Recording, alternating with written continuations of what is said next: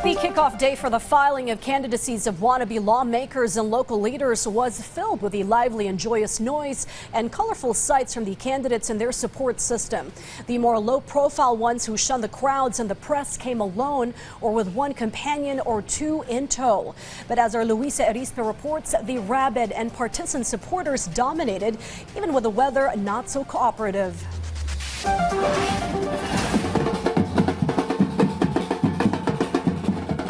Left and right drum roll and left and right clamor.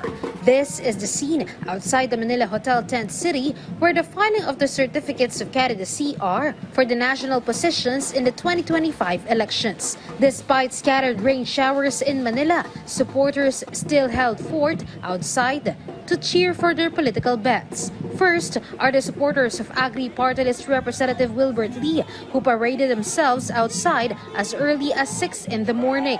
Lee is shooting for a Senate seat and will have an uphill battle going forward. Aside from Lee, there are also party lists who brought their supporters for today's filing, such as Kabayan Party List, who also brought drums and paraded along Quirino Avenue.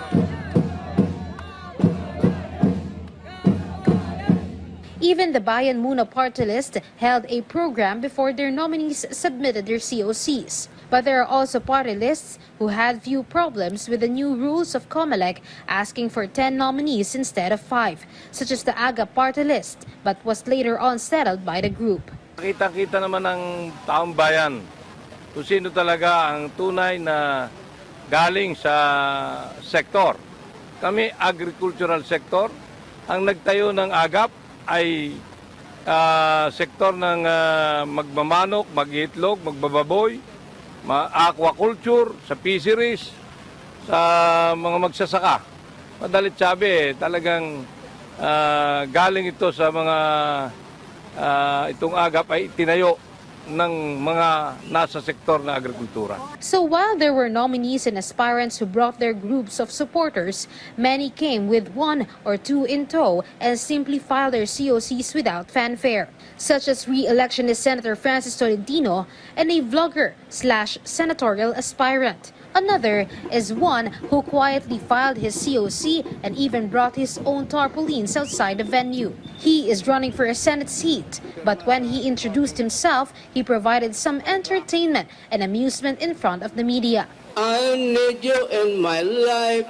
Life is meaningless without you.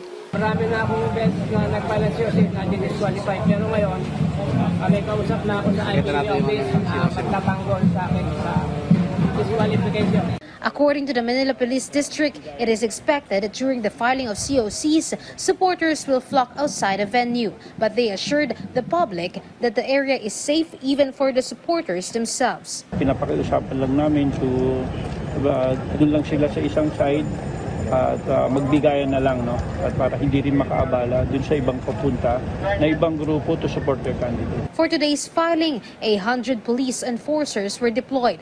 The PNP vows to augment forces if need be until October 8. Luisa Erispe from the National TV for a new and better Philippines.